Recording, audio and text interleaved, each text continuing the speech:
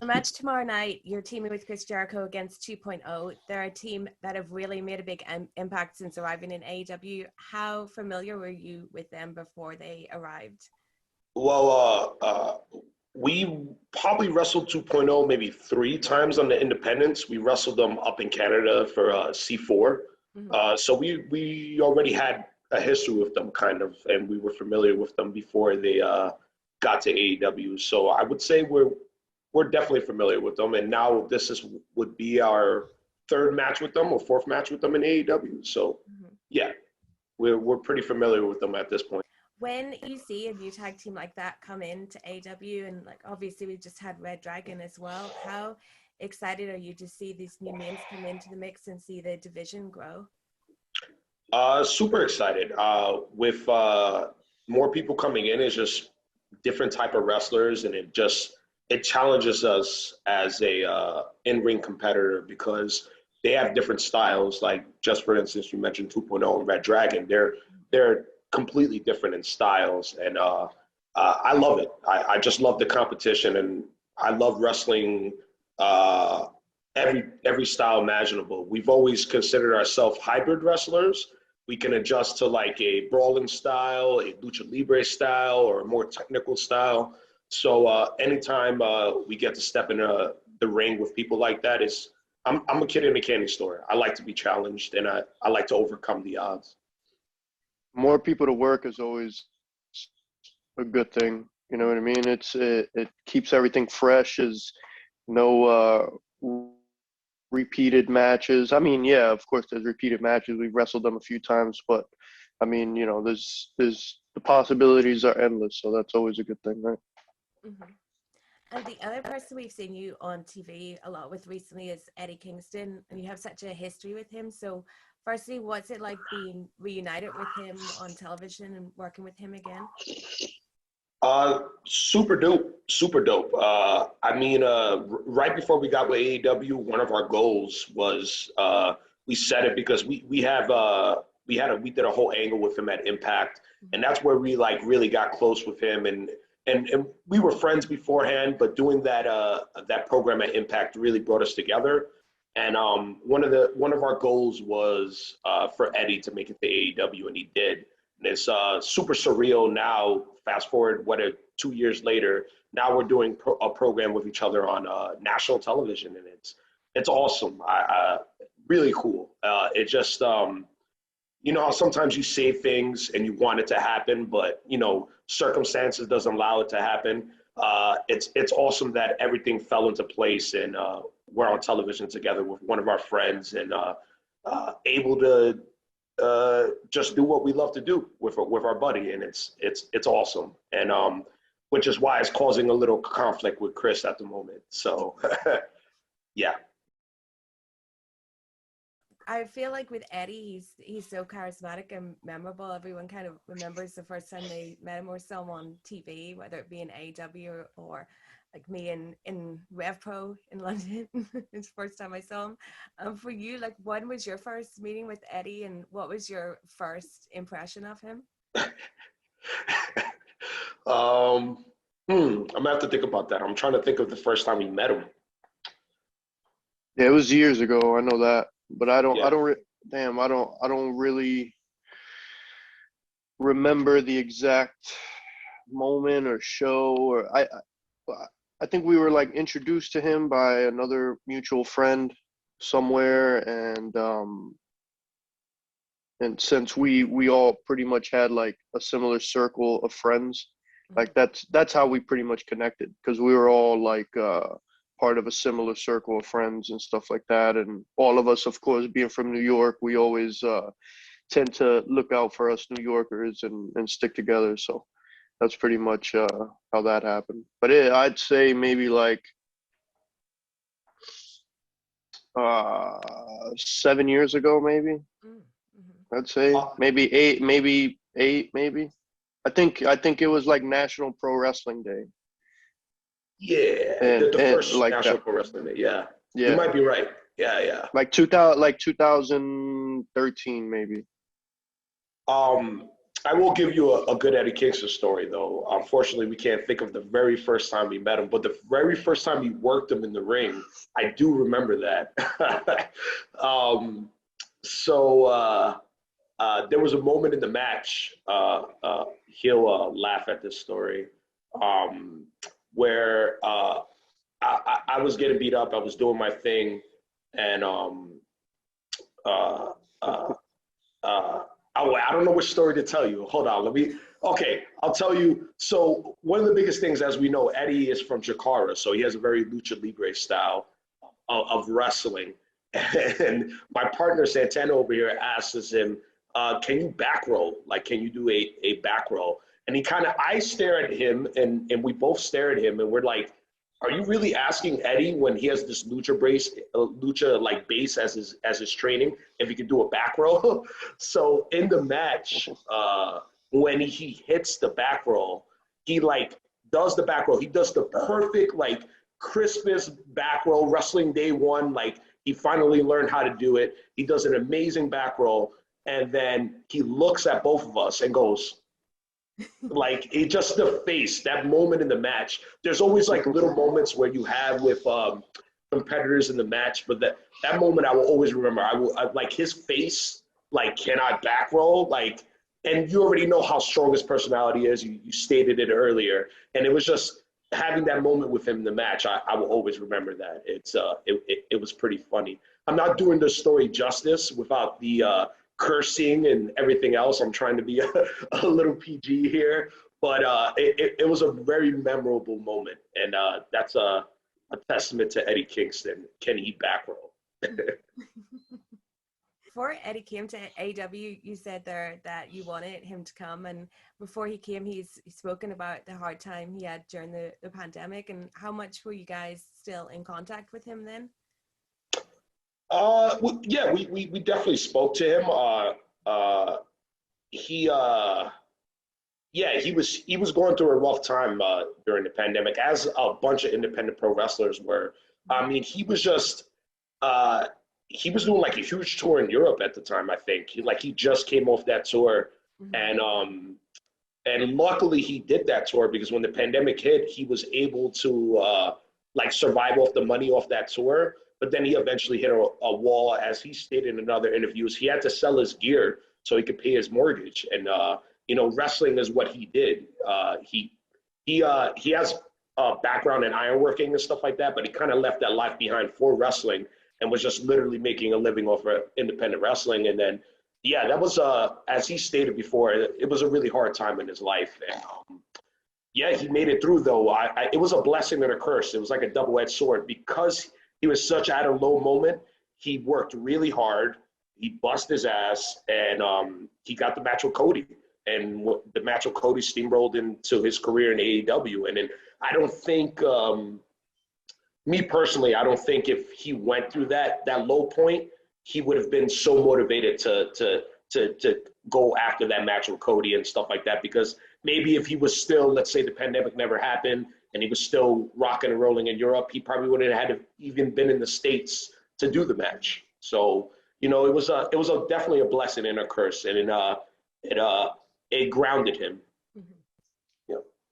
As you mentioned earlier, the inner circle, there's like some tension being teased there, and you've been together for over 2 years now. So after the Stadium Stampede match, I interviewed Jericho, and he said at the time that his idea was for you to respectively disband and go your own ways, but Tony didn't want to do that, and he thought, like, why would you want to disband when you can be together but not together all the time?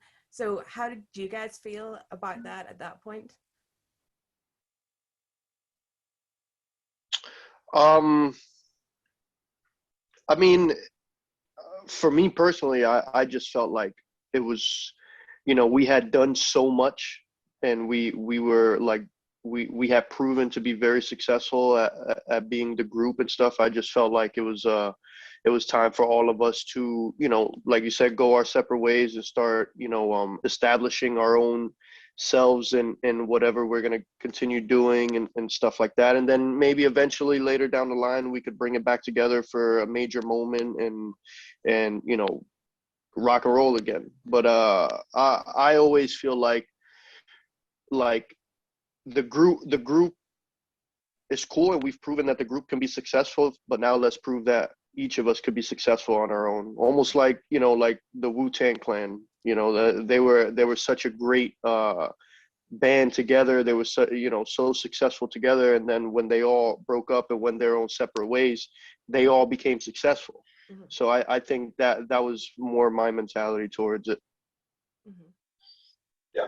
And we're like the Justice League or the Avengers. They have standalone movies, you know what I mean, and their own side adventures. And you're just like, why isn't the rest of the Justice League there to help them in this world cataclysmic event? Like, why isn't Thor helping out or whatever like that? And it's kind of like, yeah, we're just at the moment where we're having our standalone movies pretty much. And yeah, and I like having the option to always coming back to it. Like, why does everyone have to break up? Why does everything have to end in negativity or turmoil? Even though that's kind of where it seems like it's going right now, and only time will tell.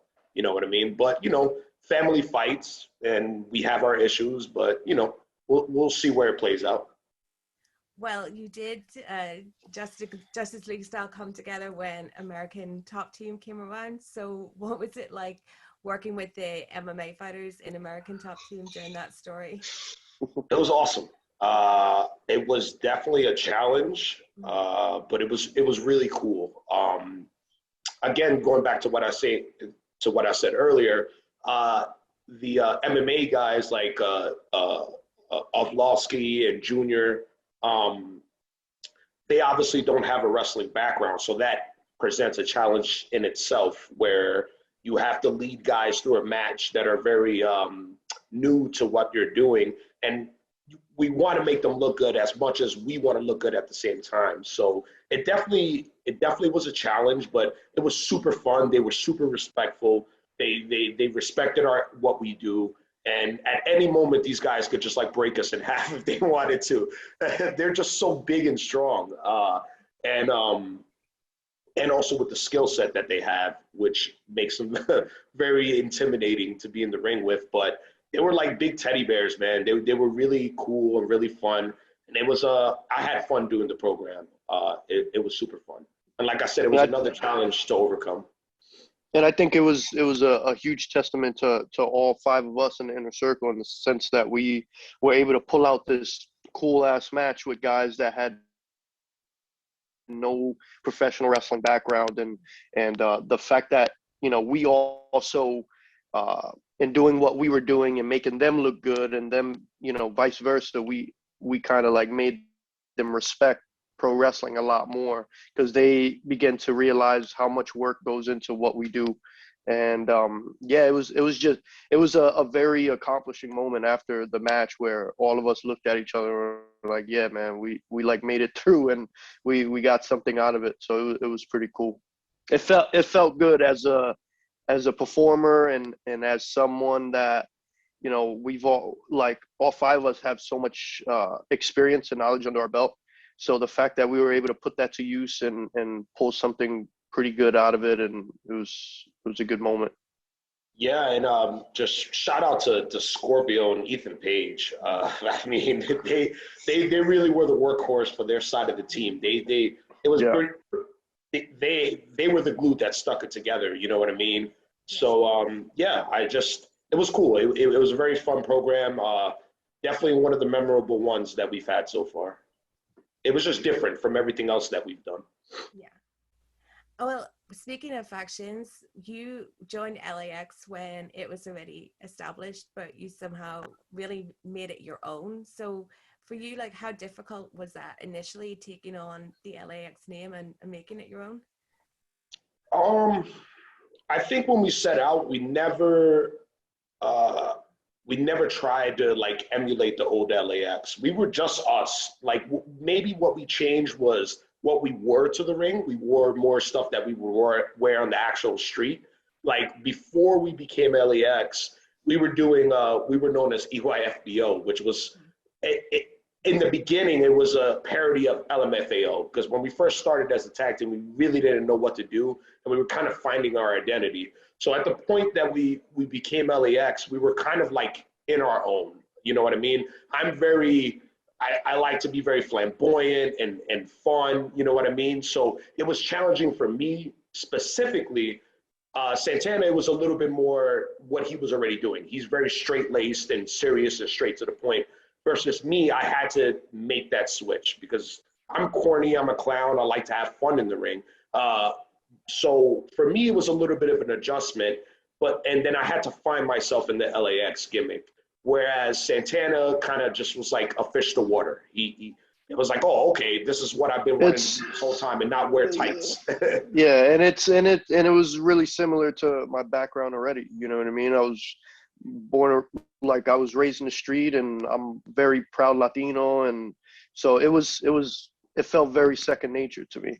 You know, it was like, all right, this is exactly who I am and what I'm about. So let's, you know, I wasn't playing a character when that happened, you know.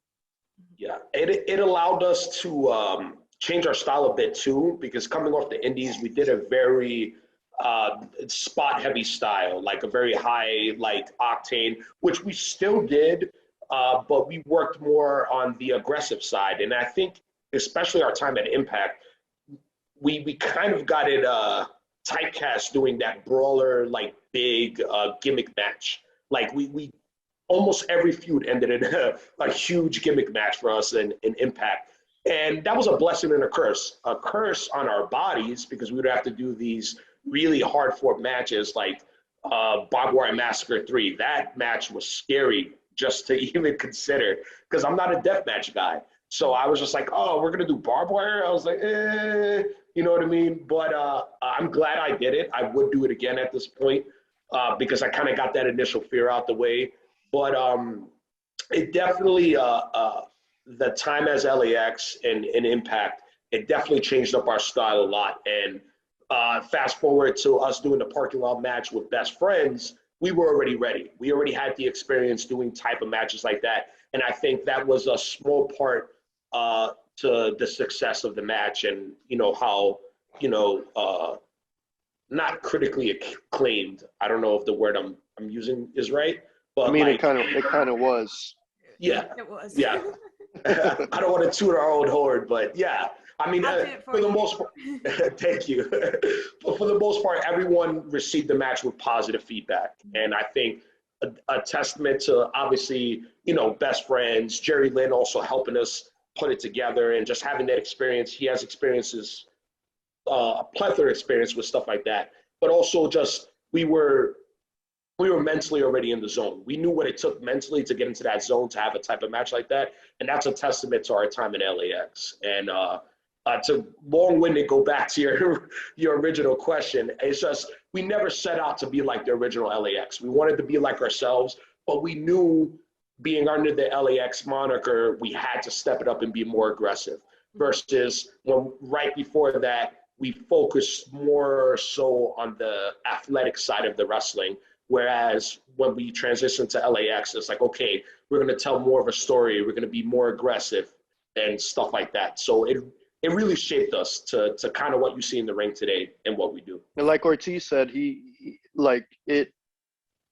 we set out to be our own. We wanted to, you know, carve out our own path with it. And I think that's what people noticed and gravitated to, the fact that we were like, all right, they're LAX, but they're a different, you know, totally, this isn't Homicide or Hernandez. We're a different, totally different thing than them. And I think that's what people respected about it too.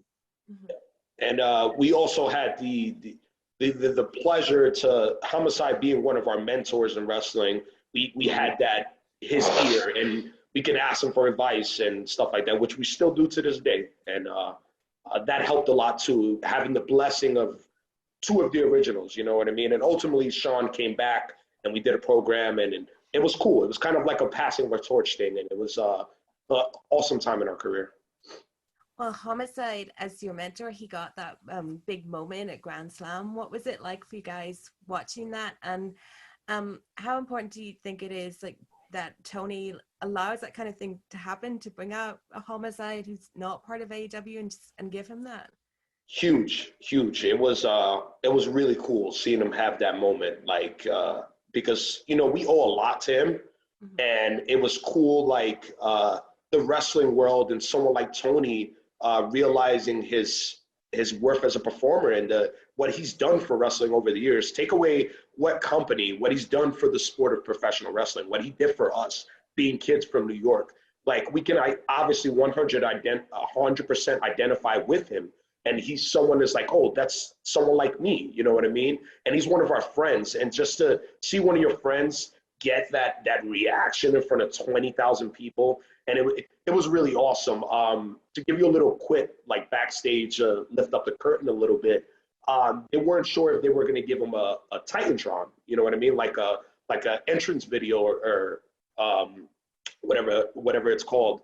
And Tony's call was like, definitely, like, do a graphic or something, because the people all the way up in the high rise might not know who it is when he's coming out. Yeah. But when the Homicide came up on the screen, you literally hear 20,000 people lose their mind. And it was a really awesome, I got goosebumps for him, like, just watching him come out. It was really cool. It was a really awesome moment. Yeah.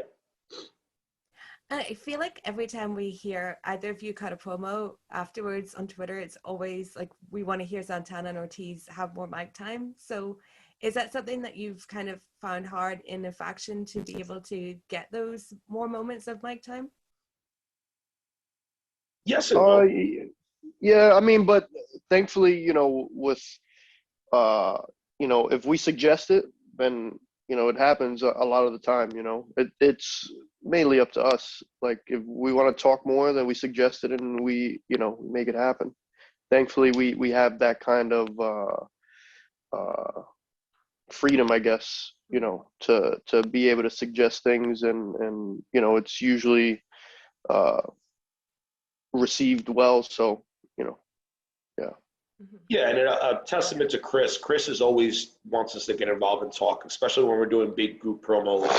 Like, if you go back a little while, you can see where we did a bunch of, like, in-ring promos where we would each get a chance to speak. And that was just kind of like, again, just Chris being like, all right, say something here, talk. If you want to talk, if you don't want to talk, it's fine.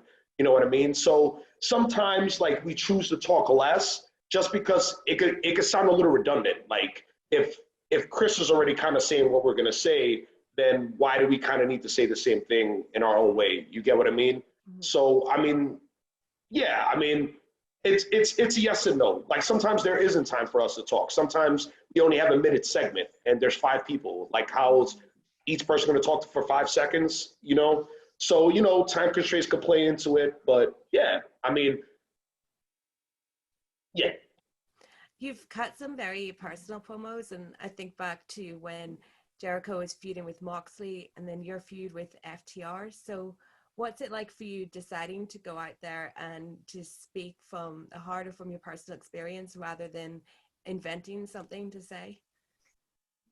I've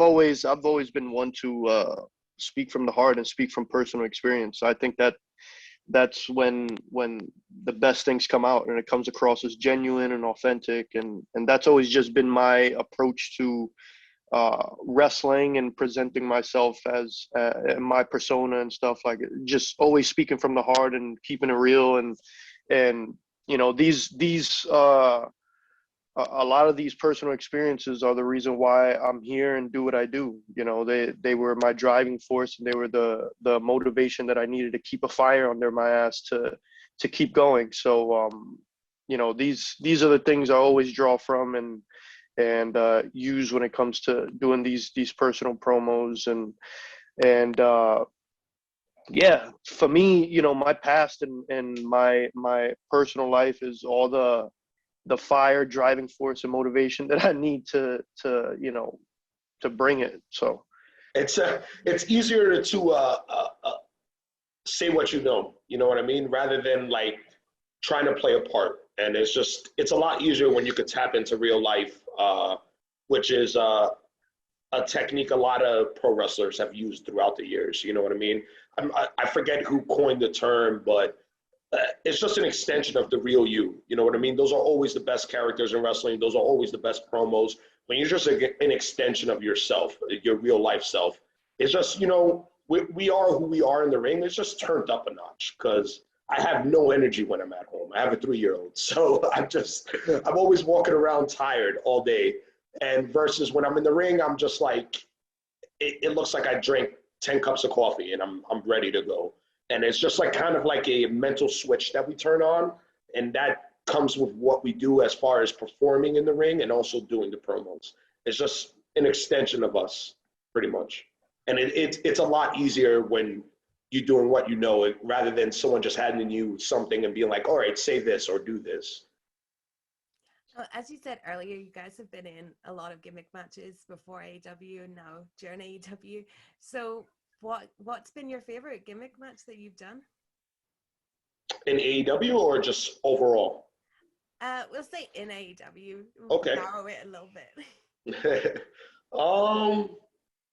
I would For say, me is the parking lot brawl. I think that's been like our crowning moment there, and you know, where we a lot went into that match, and a lot of emotion, and a lot of we had a lot of fire, and we had a lot of motivation behind that, and we told ourselves, like, we kind of felt at that point in time that we were kind of like in a stagnant like rut a little bit, and we were like, let's prove who the hell we are, and pretty, so that was a lot of the motivation that we had behind that, and look what came out of it. So I would say for me, so we've had so many cool moments. It's kind of hard, but this answer might change if I'm asked this a week from now. Who knows?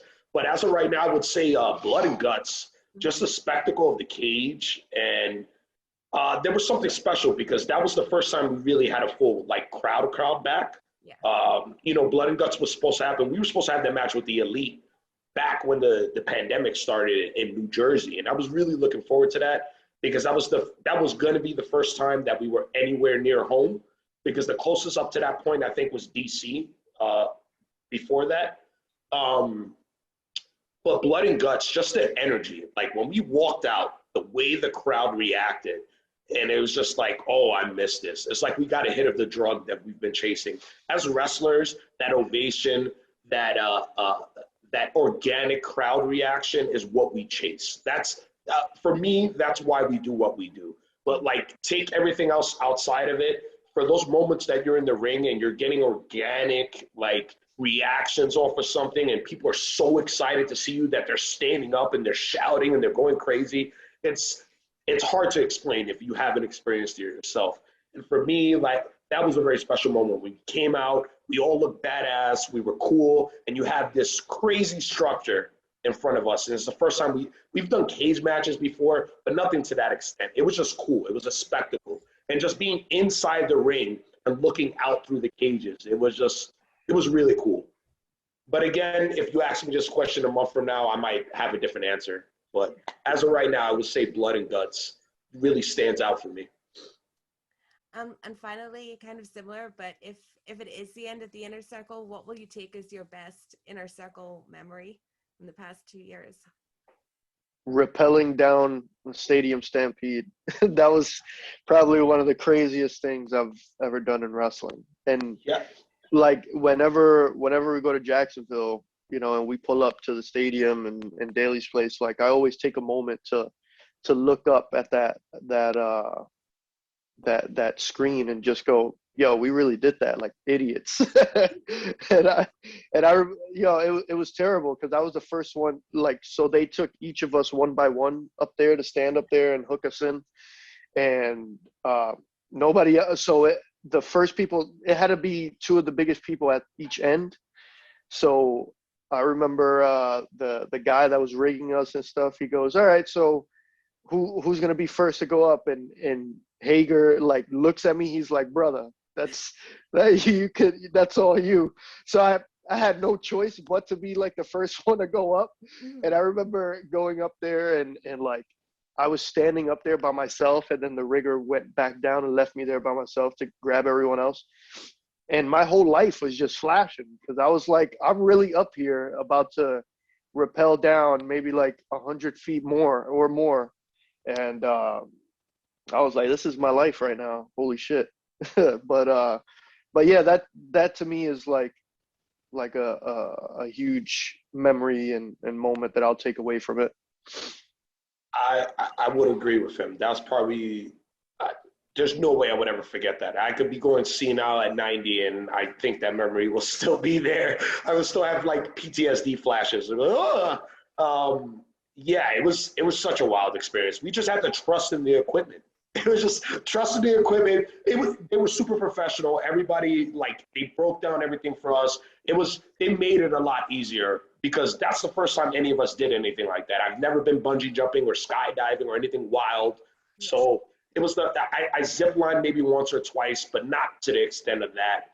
So it's just like you have to trust these people that you just met, trust the equipment, and now you're going up higher than you've ever been before. And there was a moment where we're all sitting on the edge and I'm like peeking over and I'm like, okay, I don't, when you're extremely high up or something, you kind of get that feeling in your chest or in your stomach, you get butterflies. I wasn't feeling it. So I was like, okay, I think I'll be okay.